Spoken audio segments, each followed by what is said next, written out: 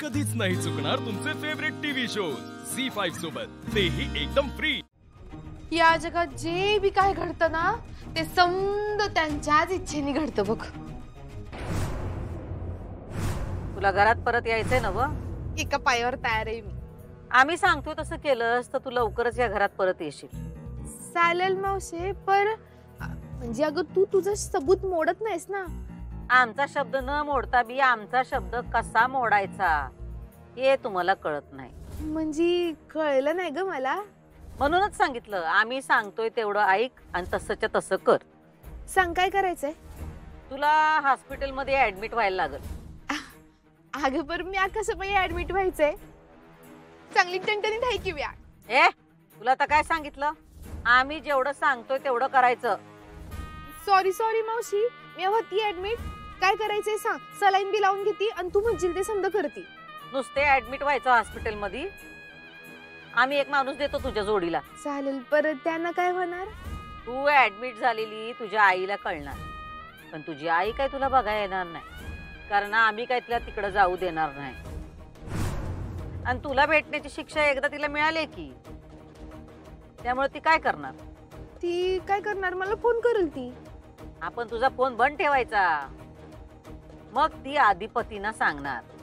मग काय अधिपती तुला बघायला येणार आणि त्यानं काय होणार?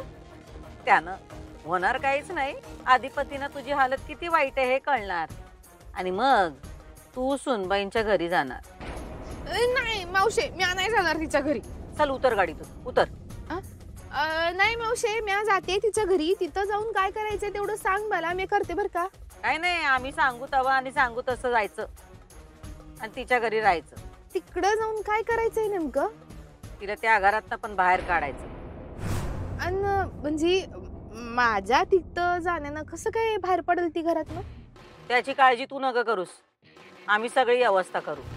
आणि समजा तसं नाहीच झालं तर त्याचा दुसरा फायदा असा होईल की तू सुनबाईंच्या जवळ जाशील, त्यांचा विश्वास संपन्न करशील आणि पुढं माग त्याचा फायदा होईलच की आपल्याला। बाप रे, काय डोकं आहे मॅडमचं। म्हणजे मॅडमनी तेव्हापासून हा प्लॅन करून ठेवला होता? मग तू बी हिस्सा आहेस या प्लॅनचा? माझा जीव भांड्यात पडला। तुला खरं सांगते, मला ना सुचतच नव्हतं की ताईला कसं घराबाहेर काढायचं। पण चंचला, तू म्हणतेस ते बरोबर आहे। मला आता फुल स्कोप आहे कांगावा करायचा। मग तेच तर म्हणते मी तुला। अगं मी त्याच्यासाठीच आले इथं। आता ना तू निस्ती बोंबा बोंब कर आणि तुझ्या आई बाबांना निस्ता हैराण परेशान करून सोड।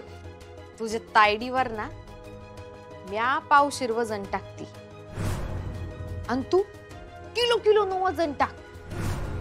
इतकी दबली गेली पाहिजे ना का बॅग भरून मला घेऊन सरळ बाहेर पडली पाहिजे। झी5 ॲप डाउनलोड करा आणि पहा सर्व एपिसोड्स एकदम फ्री।